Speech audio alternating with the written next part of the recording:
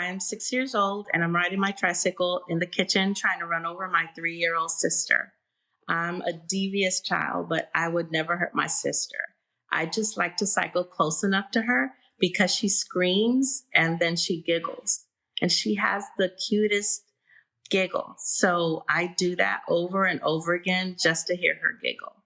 But I'm causing too much of a racket. So my mom grabs me, she spanks me, and she sits me on her bed. Every day, my dad leaves to work early. And today when he leaves, my mom starts packing her things. So she grabs her things and my sister, and she heads for the door. So I hop off the bed and I follow behind them. But she turns around and says, "Tú no vas, you're not going." And she grabs me and she sits me back down on her bed and she says, "Stay here until your dad gets home from work." But I never listen. I'm a hard-headed child. So I get up. She sits me back down. I get up again and she sits me back down. And on that last occasion where I see her lift my sister and carry her towards the door, anger just overwhelms me, and I dash for my sister and I grab her by her legs. And basically, my mom and I are playing tug of war for my sister, and we're screaming and I'm yelling things like, "Let her go." And I fight with everything I have, but I don't win that fight. She grabs me, she sits me back down on her bed, and she tells me, "Don't move from here until your dad gets home from work."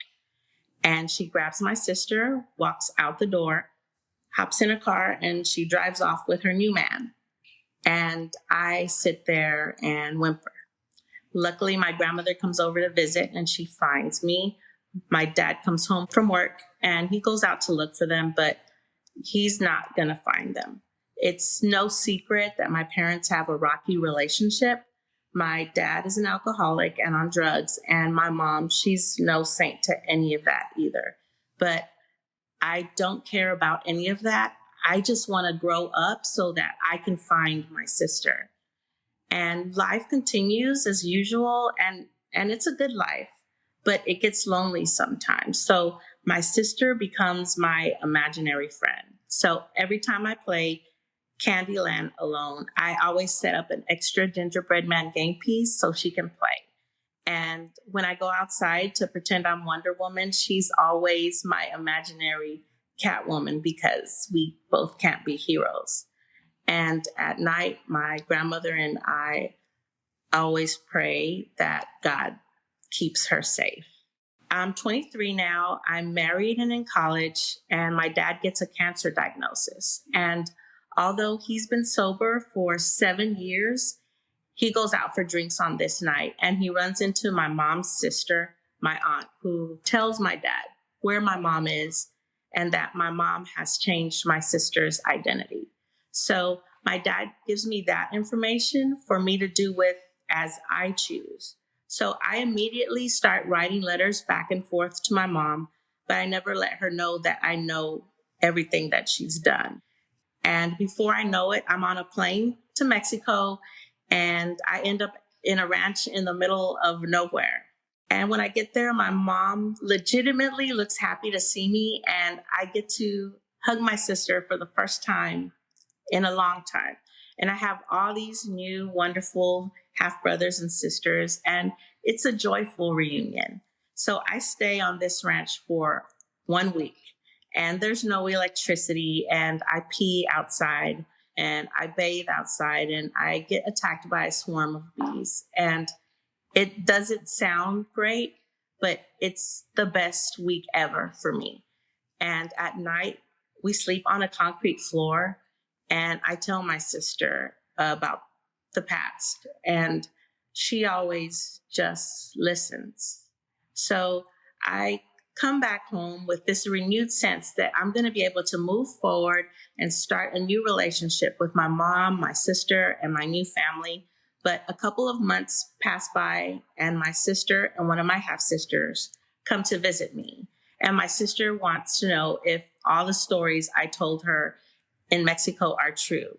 She wants to know who she really is, and she wants proof. So I pull out her birth certificate and I show it to her.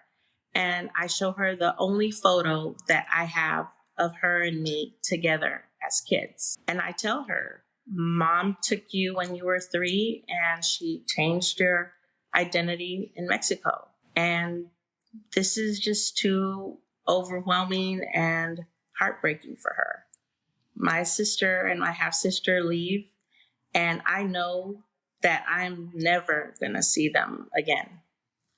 So a year and a half later, I come home from the gym and open my door to find my sister sitting in my living room waiting for me. We're going to go through this long, painful journey. We are worth this long, painful journey. See, we were cheated out of a childhood together. And that little girl with that cute giggle, she's just a memory. And I'm asking her to love me as a sister, but she has no memories of me. I just want her to accept my truth and move on, because I can't accept that she has her own truth to deal with, that she's trying to sort out two identities. And I'm never going to understand the pain of that struggle. But every time we fall apart, we always gather ourselves back up and we come back stronger, more resilient, and united as sisters. I'm 50 now, and my sister is 47. And we've been together for 25 years, arguing, laughing, and making new memories. So to my sister, know that I still sometimes carry the guilt of that 6-year-old that didn't fight hard enough for you on that day, and that you are worth all the pain and tears that it took us to become real sisters, and that I will always love you.